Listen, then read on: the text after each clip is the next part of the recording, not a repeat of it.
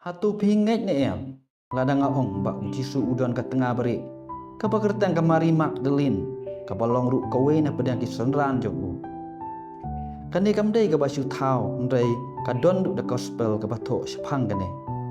Kabalang kalaban ni kani ka gospel namar bakande kala ban kenyu yakin dongrim jong kabalang ini.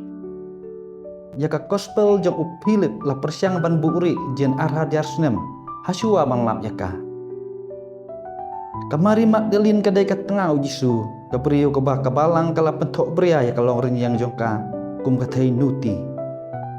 Haka jing sisya kamari Magdalene kalong kawe na kinong but bayai ne tam jong jisu. Bat kaladon ru akapor pasak nat mayu u bat kalalong ru kapriu ka panengkong masaki ya ka jing lipat jong u. Lasyam ya ka gospel Philip haka sendem si hajar kendai sepa asau kurusan.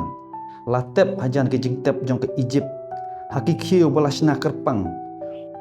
Bat laga balang haka tu kapor. Kala persiang ban penduk pendam yaki. Hendrai don pat ki kenhun ringwek. Jar-jar ki belale sitom ban penek pensak. Bat ban tengkai bahaya ki. Tak baki buri yaki hapok kendau. Kenang manglai na ke jing penjot. Kumta ka ai ka pelengok syapang ka gospel jong Philip kalong bakan ka gospel kapen iya ka version jong ka balang Kristen ka bapin omlap hang nuru haki jing kai niam joka kane ka gospel kapen i bat batai ya ka jing ya dei hapedang ujisu bat kamari Magdalene ka jing ya i hapedang jongki kalong sabar jong ka jinglong paralok ne kampalat ban ya ka jinglong senrang kabak hamso tenat syuk-syuk kalong bakan ka gospel kapen pau ba ujisu i ya kamari Magdalene hadu kata-kata kaya turu pa udah kedop ya ka bensin.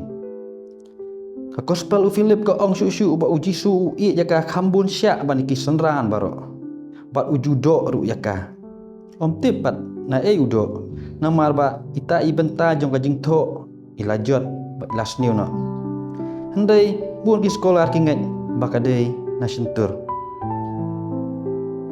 Ka gospel Philip kamkut tang kata ndai ka penpau bakata ka jing ye jajan jong ujisu bat ka Maria Magdalene kala pen khonyo bat pelong ya ki wei pat ki senran ding u bakin bisniru ka ketien kompanion la penon kamban batai syapang jong jing dai apdang jong ki ka bambut days the word companion literally meant spouse.